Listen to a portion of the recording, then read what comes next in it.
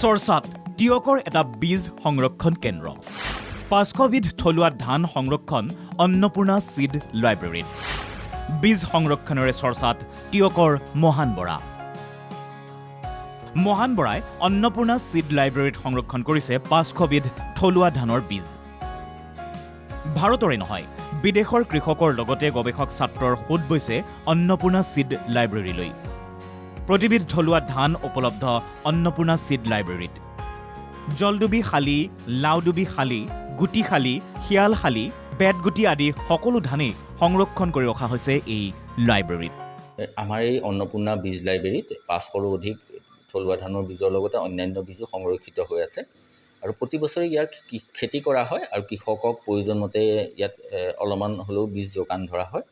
আৰু ছাত্ৰ ছাত্ৰীসকলেও ইয়াত সোঁত বয় আৰু তেওঁলোককো আমি ইয়াৰ এই থলুৱা বীজৰ সম্পৰ্কত জ্ঞান দিয়াৰ কাৰণে আমাৰ বিভিন্ন ধৰণৰ কাৰ্যসূচী চলি আছে হয় আজি ২০ বছৰ ওচৰা-ওচৰি হ'ল মইতো খেতিয়কৰ সন্তানে খেতিৰ লগতে জড়িত আছিলোঁ তাৰপৰা বীজ বুলি ক'লে আমাৰ ধানৰ ক্ষেত্ৰত কম এতিয়া শিয়াল শালি গেজেপ শালি জলডুবি শালি সেন্দুৰী শালি বুদুমণি শালি এই শালি ধানৰ প্ৰজাতিবোৰ জেঙনি সোৱাগমণি এনেকুৱা ধৰণৰ যিবোৰ ক'লা কণা মুচৰি নেকেৰা এই ধানবোৰ প্ৰায় আজি পথাৰৰ পৰা নোহোৱা হ'ল গতিকে সেই ধানবোৰ মোৰ ওচৰত আছে আৰু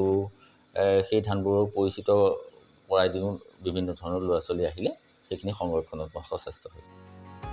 প্ৰতি বছৰে ৫০০টা প্ৰজাতিৰ ধানৰ খেতি কৰি মহান বৰাই এইটো বীজ সংৰক্ষণ গৃহতে সংৰক্ষণ কৰে বীজসমূহ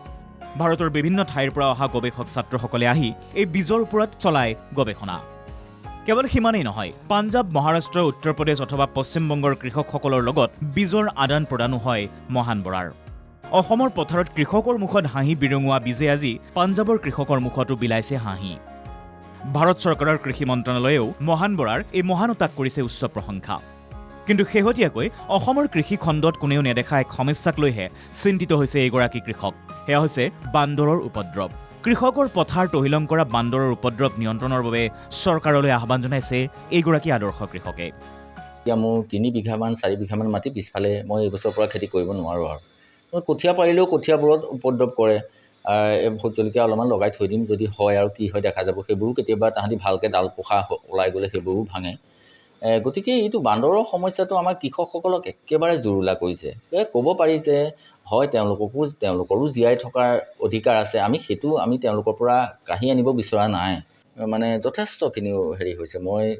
একদম কৰপোতে নিবেদন জনাম যে যদি কোনোবা চৰকাৰী বিভাগ আছে এই বিষয়টোৰ লগত জড়িত তেওঁলোকে অকণমান গুৰুত্ব দি কৃষকসকলৰ মনোবেদনাটো বুজি পেলাই যদি এটা পদক্ষেপ লয় আমাৰ সকলো উপকৃত হ'ব তিয়কৰ পৰা প্ৰাঞ্জল প্ৰতিম বৰুৱাৰ ৰিপৰ্ট NKTV+